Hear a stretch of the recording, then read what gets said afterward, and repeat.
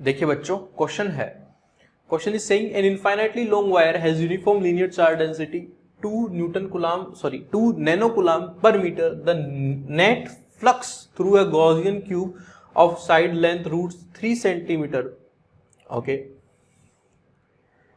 √3 centimeter if the wire passes through any two corners of the cube that are maximally displaced from each other would be this where x is, तो इससे flux निकालना है that are maximally displaced from each other would be। तो हमें flux कैसे निकालना है, देखो ध्यान से। पहले क्यूब बनाते हैं यार।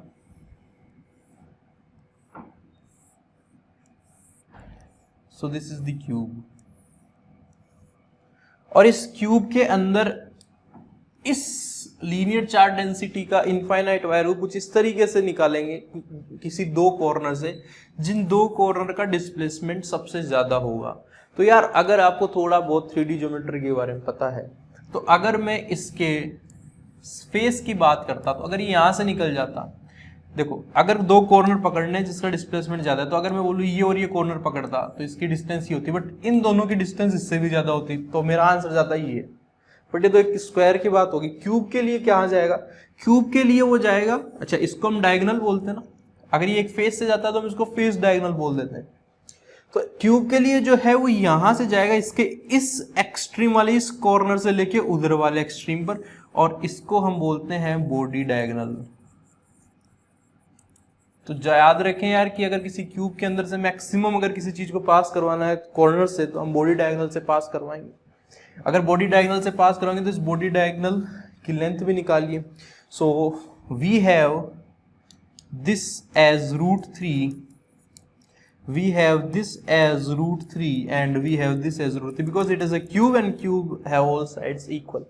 तो √3 सेंटीमीटर्स में है, ओके नो इश्यू।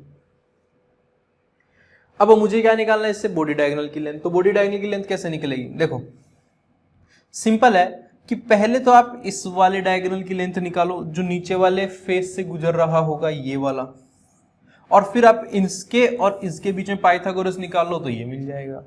तो ये वाली कैसे निकालेंगे, ये वाली निकालेंगे इसके लिए, सॉरी ये दोनों तो 90 डिग्री पर है, ये और इसके लिए पाइथागोरस लगाओ तो ये मिल जाएगा, इस पे और इस पे पाइथागोरस लगाओगे तो ग्रीन कलर वाली लाइन मिल जाएगी। ठीक है, तो पहले मैं ये वाली व्हाइट वाली लाइंस निकालता हूं। तो let's say my O A B, ठीक है, तो पहले मैं लगाता हूं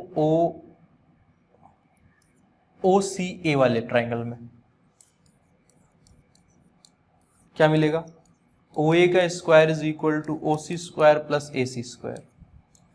मुझे OA की लंबाई निकालनी है, OC √3 स्क्वायर प्लस √3 स्क्वायर, बोले तो 3 प्लस 3, ठीक है, एंड 3 एंड 3 कितने हो जाएंगे बच्चों, 6 का फिर आप रूट लोगे तो ये बन जाएगा आपके लिए OA इज इक्वल टू 3√2, ये बन जाएगा ना। यस, OC स्क्वायर करोगे तो 3, AC स्क्वायर करोगे तो 3 कितने हो गए 6, नहीं गलत है यार, ये बन जाएगा आपके पास में √6 सेंटीमीटर। ठीक है, आइए यहां पर मुझे निकालना है BA, तो AB लिख देता हूं। तो AB स्क्वायर को क्या लिखोगे, by Pythagoras, OB square plus AO square जो भी है, तो AB square BO plus OA, BO square plus OA square, AB square is equal to BO कितना है, BO इज √3 का स्क्वायर करो बच्चों तो 3 मिलेगा, प्लस OA कितना है, OA अभी अभी निकला √6 का स्क्वायर करोगे तो कितना मिलेगा 6, तो AB की वैल्यू आ गई 6399 का रूट लोगे तो 3, तो 3 सेंटीमीटर आ गया। तो जो मैक्सिमम पॉसिबल डिस्प्लेसमेंट था इन दोनों कॉर्नर के बीच में वो आ गया कितना, 3 सेंटीमीटर। अब जब इस कॉर्नर के से एक इनफाइनाइट वायर को निकालोगे जो कि इस क्यूब से एनक्लोज्ड है, तो क्यूब के अंदर जो वायर का पोर्शन आएगा जितनी लेंथ आएगी वो भी 3 सेंटीमीटर आएगी।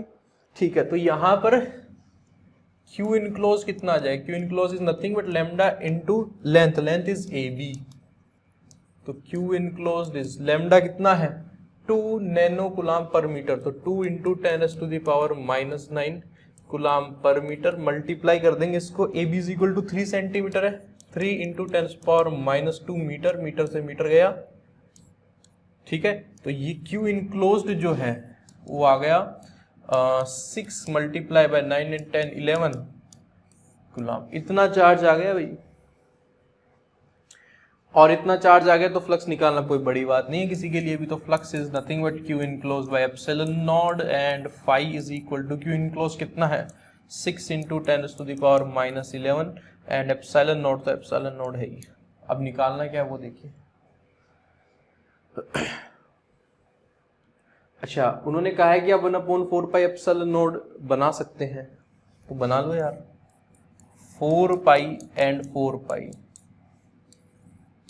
तो 1/4 पाई एप्सिलॉन नॉट 9 इंटू 10⁻9 लिख दिया, 6 इंटू 10⁻11 और आपके पास ऊपर बच गया 4 पाई, ठीक है। देखो ये हमारे पास में कितने हो गए -2, then 5 is equal to 9 6 54 multiply by 10⁻2 and multiply by 4 into pi. अभी भी आंसर नहीं है, तो आंसर कैसे आएगा? इस 54 इंटू 4 को हमें क्या करना पड़ेगा, सॉल्व करना पड़ेगा। देखो पाई तो दिख ही रहा है ना यार, तो 54 इंटू 4 करो तो ये बन जाएगा 4 4 जा 16, 4 5 जा 20, 21, 216 और 216 इंटू 10⁻2 है ना, तो ये 2.16 बन जाएगा। मैं डिवाइड भी कर देता हूँ, तो ये बन जाएगा 2.16 pi and the unit is flux, तो flux is just a number. तो यहां पर देखिए यार, मीटर स्क्वायर पर, एक मिनट, जो हमने फ्लक्स निकाला वो सारी स्टैंडर्ड यूनिट्स में निकाले पहले, तो ये देख लें। तो फाई इज इक्वल टू 2.16 पाई आना चाहिए। तो इन्होंने कहा है कि इसी स्टैंडर्ड यूनिट में, तो मेरे पास तो स्टैंडर्ड यूनिट में आ भी रहा है, ठीक है। तो 2.16 इंटू पाई, तो 2.16 इंटू पाई आना चाहिए यार आपका answer, which is in option number 4 is the correct answer.